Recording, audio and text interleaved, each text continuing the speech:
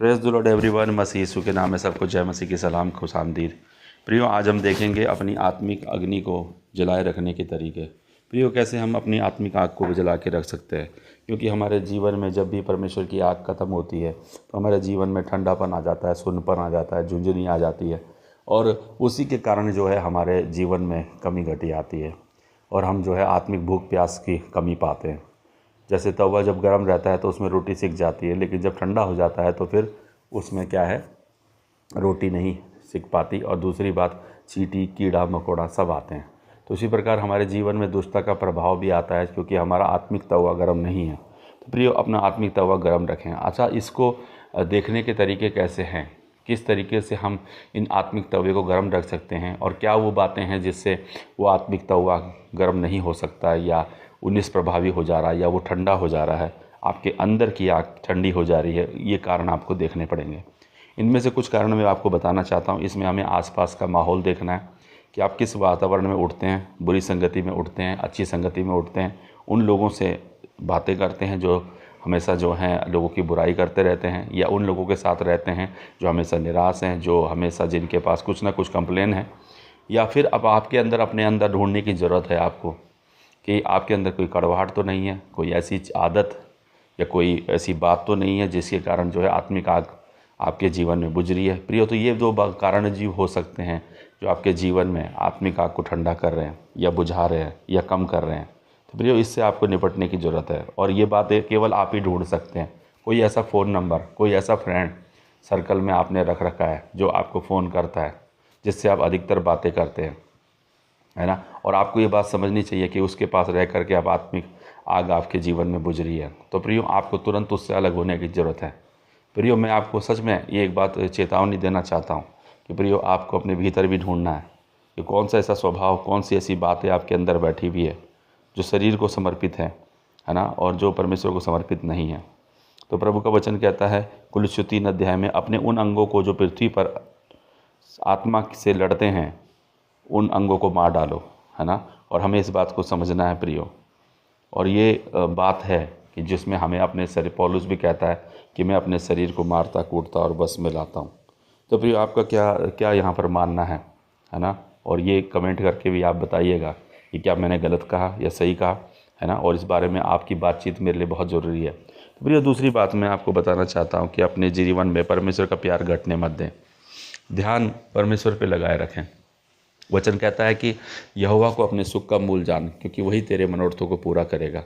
यदि आपने अपने संसार में ध्यान दिया तो फिर अब आपको चीज़ें अच्छी बुरी घटती, और आपको जीवन में उन्हीं चीज़ों पे अपना ध्यान जाएगा, और जिससे आपका मन शुद्ध नहीं हो पाएगा। हमेशा दोषी मन हो सकता है, टूटा हुआ मन हो सकता है, जो परमेश्वर को योग्य नहीं भी होगा, क्योंकि आप सांसारिक बातों से टूटे हुए हैं।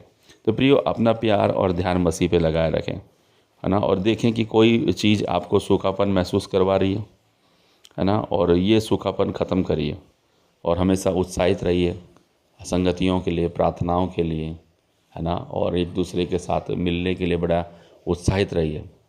इसलिए जब भी संगति होती है ज़रूर जुड़ें, आत्मिक ज्ञान की बातें सुने, ऐसे प्रचारकों को सुने जो आत्मा में सुनाते हैं, है ना, और ज़रूर करके अन्य भाषाओं में प्रार्थना करने की कोशिश करें। तो तीसरी बात हम देखेंगे कि वचन पर अध्ययन करें, ज्ञान से भरे रहें, है ना, और वचन का अध्ययन जरूर रहे प्रियो। वचन की जब आप वचन पढ़ते हैं तो आपके जो अंदर जो है परमेश्वर की आग जो है बनी रहती है। वचन एक तेल के समान है प्रियो, जो आपकी आग के लिए ज़रूरी है, मतलब ना। और आपको जो है उस आग को जलाए रखने के लिए तेल की ज़रूरत है। उन 5 कुमारियों को देखिए जो बुद्धिमान थी, जिन्होंने तेल भी लिया। तो ऐसे कितने लोग हैं केवल प्रार्थना करते हैं, वचन नहीं पढ़ते। तो आपको वचन के द्वारा भी अपनी अग्नि को जला के रखना है। वचन एक तेल है प्रियो, प्रार्थना एक आग है और वचन उसका तेल है। प्रार्थना एक आग है, वचन उसका तेल है। तो प्रियो, आपको ध्यान रखना है कि जब आप तेल लेंगे तो वचन आग को ज़्यादा देर तक जलाए रख सकते हैं। तो प्रियो, आपको ये बात ध्यान रखनी पड़ेगी। अगली चीज़ हम देखते हैं कि यहाँ पर तीसरी बात जो है हमें परमेश्वर, चौथी बात हमें है आत्मा में प्रार्थना करना, अन्य भाषाओं में प्रार्थना करना। मरकुस 16, 17, 18 में इस प्रकार से कहा गया है कि अन्य भाषाओं में प्रार्थना करो। यहूदा 1:20 में कहा गया है कि आत्मा में प्रार्थना करो। तो अन्य भाषाओं में प्रार्थना करना आत्मा की प्रार्थना है। तो फिर ये प्रार्थनाएं हमें करनी चाहिए, और अगर नहीं है तो इसके लिए मांग करनी चाहिए। और ये एक तरीका होता है कि आत्मिक क्षेत्र में डायरेक्ट आप बात कर सकते हैं। देखिए, जब अपनी भाषा में आप प्रार्थना करते हैं तो शुरुआत हमें स्तुति से करनी पड़ती है, बहुत सारी बातें आपको करनी पड़ती हैं। लेकिन जब आप स्पिरिट में प्रार्थना करते हैं तो आपको कोई इसकी ज़रूरत नहीं पड़ता, आप डायरेक्ट आत्मिक रैलम में प्रवेश करते हैं, आत्मिक क्षेत्रों में प्रवेश करते हैं। तो इसलिए मेरा कहना है कि यहाँ पर आत्मा में प्रार्थना करना ज़रूरी है, जिससे आपकी आत्मिक आँख जलती रहती है, क्योंकि आपको पता नहीं है कि किस विषय में प्रार्थना करनी है। इसलिए आत्मा भी स्वयं ऐसी आहें भर भर के जो बयान से बाहर है हमारे लिए आत्मा में विनती और प्रार्थना करता है। और मनों को जांचने वाला जानता है कि आत्मा की मनसा क्या है, तो परमेश्वर हमें उसका प्रत्युत्तर देता है, क्योंकि हमें नहीं पता कौन सी समस्या हमारे लिए खड़ी हुई है, रात्रि में क्या हुआ, सुबह किसने क्या किया, रात्रि में शैतान ने कौन सा बीज बो दिया जो अब पहाड़ बन के मेरे सामने खड़ा हो रहा है या आपके सामने खड़ा हो रहा है। तो आपको इससे निपटने की ज़रूरत होनी चाहिए प्रियो। और ये तभी होता है जब आत्मा में आप प्रार्थना करते हैं, शैतान के कार्य को डिस्ट्रॉय करते हैं, आप उठते हैं, प्रकाशमान होते हैं और प्रभु की महिमा करते हैं। अगली चीज़ है, परमेश्वर के लिए आपको जो है पे करना पड़ेगा। पे करना पड़ेगा क्या मतलब है कि आपको अकेलापन महसूस करना पड़ेगा। देखिए, ऐसा व्यक्ति जो आत्मा की आग से भरा हुआ है वो अकेलापन महसूस करेगा हर क्षेत्र में, क्योंकि आप देखेंगे उसको घर में प्रतिद्वंदी मिल सकते हैं, उसको कलीसिया में प्रतिद्वंदी मिल सकते हैं, उसको बाहर प्रतिद्वंदी मिल सकते हैं, क्योंकि आप देखते हैं कि आपके अंदर आग है और आग क्या करती है, अकेलापन लेके आती है। यूसुफ को देखो आप, उसने अकेलापन झेला। दाऊद को देखो, उसने अकेलापन झेला। मूसा ने देखो, अकेलापन झेला। यीशु मसीह ने खुद अकेलापन झेला। तो अकेलापन का पीछे ये नहीं है कि हम दुनिया से अलग हो जाएं, कट जाएं, क्योंकि वो लोग खुद ही हमको अलग करेंगे, तिरस्कार करेंगे, हमारी बातों का जो है अर्थ का अनर्थ निकालेंगे, हम पे दोष लगाएंगे और हमें ओवर स्पिरिचुअल बोलेंगे, है ना, हमारी निंदा करेंगे, कितनी बातें हमारे बारे में बोलेंगे। और ये बात अकेलापन है। अगर आप इस समय पर आप बिगड़ गए, आप भी कुड़कुड़ाने लग गए, बुड़बुड़ाने लग गए, कोसने लग गए, तो फिर अब आपकी आत्मा का तेल कम हो जाएगा। तो इसलिए प्रियो, आपको ये समझदारी मिलनी चाहिए कि अगर आपके विरोध आ रहा है, आपके जीवन में कठिनाई आ रही है, समस्या आ रही है, इसका मतलब है ज़रूर आपके अंदर कहीं ना कहीं आग है। तो प्रियो, ये ज़रूरी है। और ऐसे कितने लोग हैं जो बोलते हैं कि हम तो कोई दिक्कत नहीं आती, हमें कोई हमारे पे अटैक नहीं है, कोई हमारे पे वो नहीं है। नहीं, आप झूठ कह रहे हैं, क्योंकि परमेश्वर की आग है तो उसका विरोध भी है, क्योंकि शैतान जो है संसार का सरदार है, वो ज़रूर आपका विरोध करेगा। तो प्रियो, वो किसी को भी यूज़ कर सकता है। इस संसार में जो है शारीरिक लोग भी हैं, संसारी लोग भी हैं।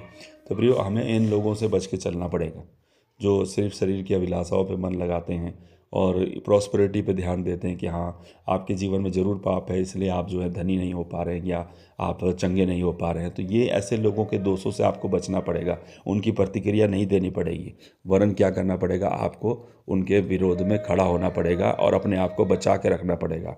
प्रियो, ऐसे लोगों से समझदार रहें, अपने आप को अलग करें और परमेश्वर की महिमा के लिए खड़े रहें, क्योंकि ऐसा करने से ही प्रभु आपके जीवन में आपको इस्तेमाल कर पाएगा, अन्यथा नहीं, वो आपको इस्तेमाल कर नहीं पाएगा। तो प्रियो, इन बातों से आप अपने तवे को गर्म रख सकते हैं, आत्मिक अग्नि को जलाए रख सकते हैं, क्योंकि इन्हीं बातों से क्या है, परमेश्वर खुश भी होता है। तो प्रियो, ज़रूर है कि आग है तो वहाँ पर कि उसका विरोध भी होगा। तो प्रियो, इसलिए इन कुछ बातों से, जो 5-6 जितनी बातें मैंने आपको बताई, अपने आप को ठीक करें और परमेश्वर की महिमा करते जाएं। हालेलुया। आग से भरे व्यक्ति की यही पहचान है। आप इस प्रकार से अपना तवा गर्म रख सकते हैं। धन्यवाद। हम प्रार्थना करते हैं प्रभु, जितने लोगों ने वचन सुना उनके जीवन में 100 गुना आशीष दे, यीशु के नाम से, आमीन। जय मसीह।